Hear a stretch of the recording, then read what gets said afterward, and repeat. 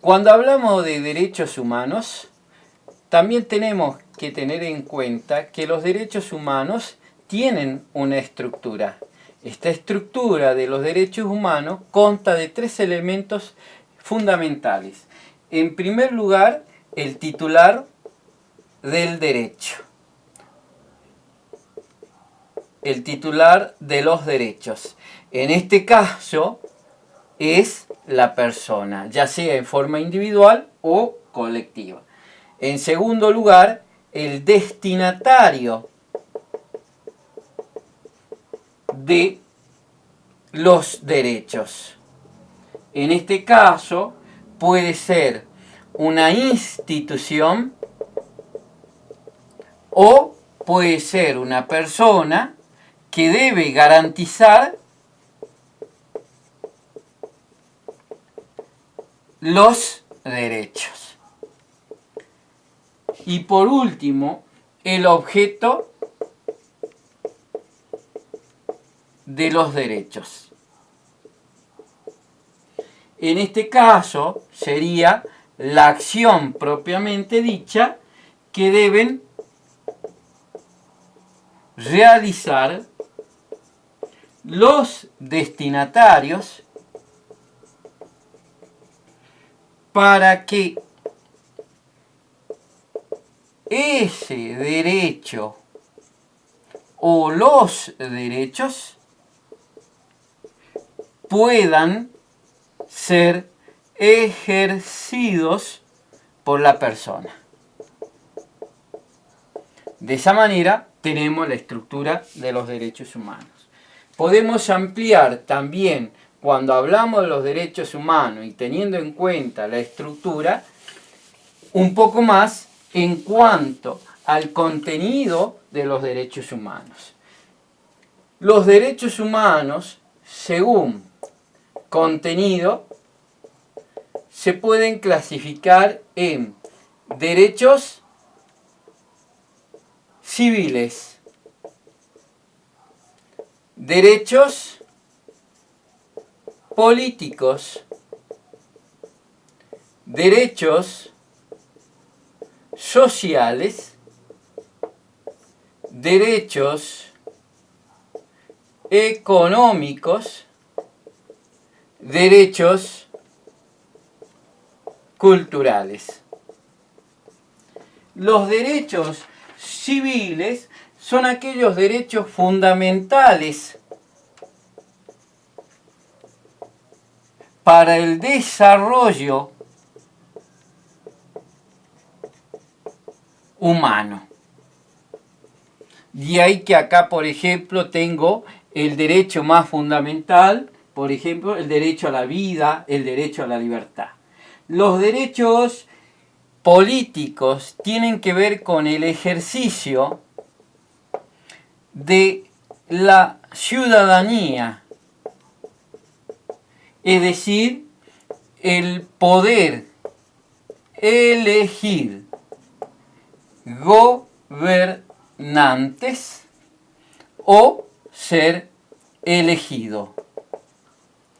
Los derechos sociales tienen que ver con la protección y la promoción de la calidad de vida.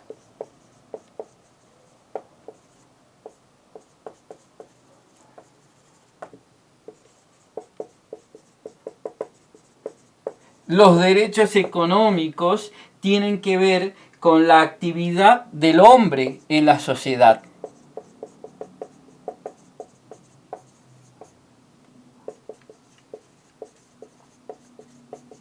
Y por último, los derechos culturales guardan relación con la educación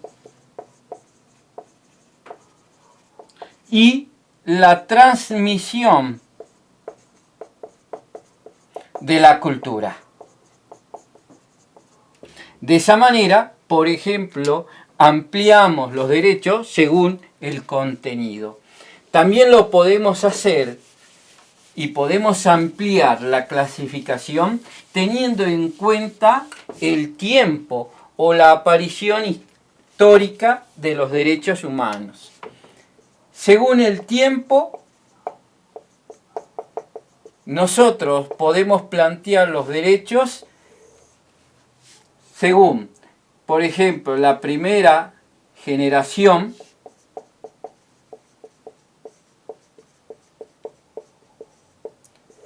la segunda generación,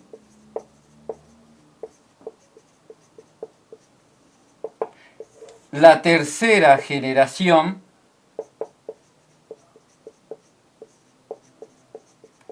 y la cuarta generación.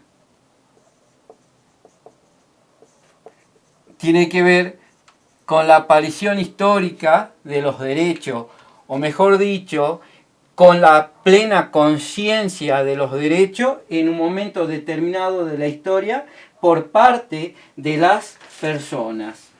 Los derechos de primera generación son aquellos derechos que tienden fundamentalmente a preservar la dignidad de la persona. Entonces, dentro de estos derechos encontramos, por ejemplo, el derecho a la vida, el derecho a la libertad, el derecho a la salud, el derecho a la integridad física y psicológica. También tenemos el derecho a la libertad de expresión, a la libertad de conciencia, a enseñar y aprender, la libertad de tránsito, la libertad religiosa, de elegir gobernantes y ser elegidos. Encontramos dentro de los derechos de primera generación. Dentro de la segunda generación, fundamentalmente, estos derechos tienden a reducir la desigualdad social.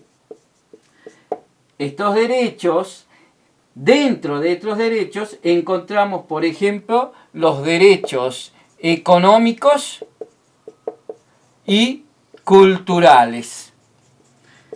Algunos de estos derechos están enunciados en el artículo 14 bis de la Constitución Nacional, por ejemplo.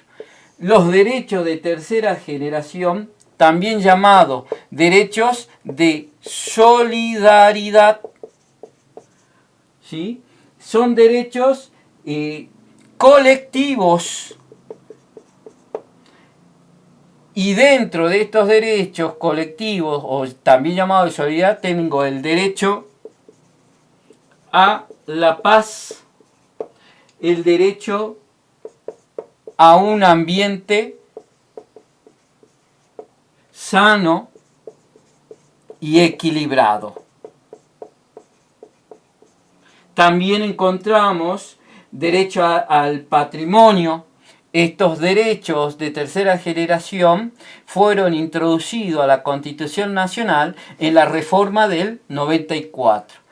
Los derechos de cuarta generación, también llamados derechos de pertenencia geográfica y protección.